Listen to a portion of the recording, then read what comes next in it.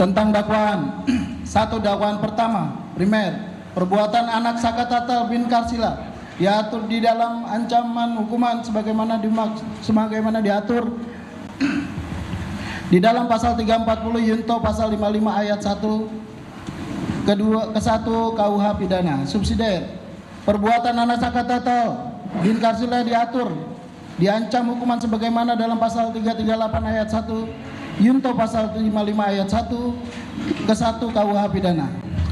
Dakwaan kedua, primer, perbuatan anak Sakatatal bin Karsila diancam hukuman sebagaimana dalam pasal 80 ayat 2 Undang-Undang RI nomor 35 tahun 2014 tentang perubahan atas Undang-Undang RI nomor 23 tahun 2002 tentang perlindungan anak. Subsidiar, perbuatan anak Sakatatal bin Karsila diancam hukuman sebagaimana dalam pasal 80 ayat 2 Undang-Undang RI nomor 35 tahun 2014 tentang perubahan Undang-Undang RI nomor 23 tahun 2002 tentang perlindungan anak. Lebih subsidiar, perbuatan anak Sakatatal bin Karsila diancam hukuman sebagaimana dalam pasal 80 ayat 2 Undang-Undang RI nomor 35 tahun 2014 tentang perubahan atas Undang-Undang RI nomor 23 tahun 2002 tentang perlindungan anak.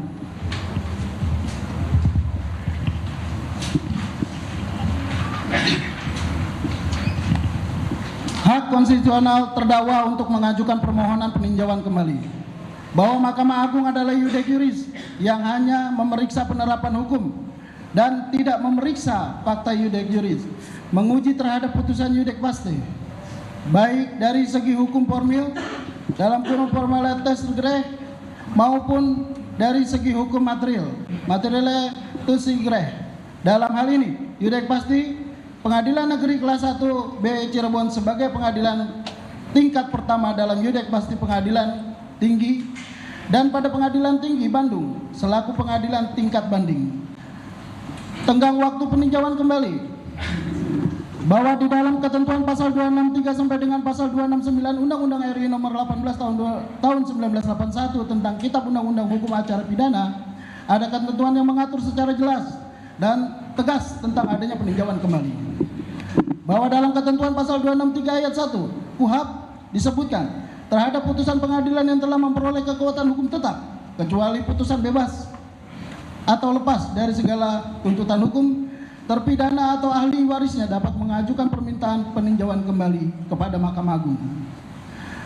Bahwa berdasarkan pasal 263 ayat 2 huruf A, B dan huruf C KUHP, permintaan peninjauan kembali dapat dilakukan atas dasar A. Apabila terdapat keadaan baru yang menimbulkan dugaan kuat bahwa jika keadaan itu sudah diketahui pada saat sidang masih berlangsung, hasilnya akan berupa putusan bebas dan atau putusan lepas dari segala tuntutan hukum atau tuntutan penuntut umum tidak dapat diterima, atau terdapat perkara itu diterapkan ketentuan pidana yang lebih ringan.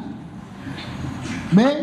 Apabila dalam berbagai putusan terdapat pernyataan bahwa sesuatu telah terbukti, akan tetapi hal atau keadaan sebagai dasar dan alasan putusan yang dinyatakan telah terbukti itu ternyata telah bertentangan satu sama lain.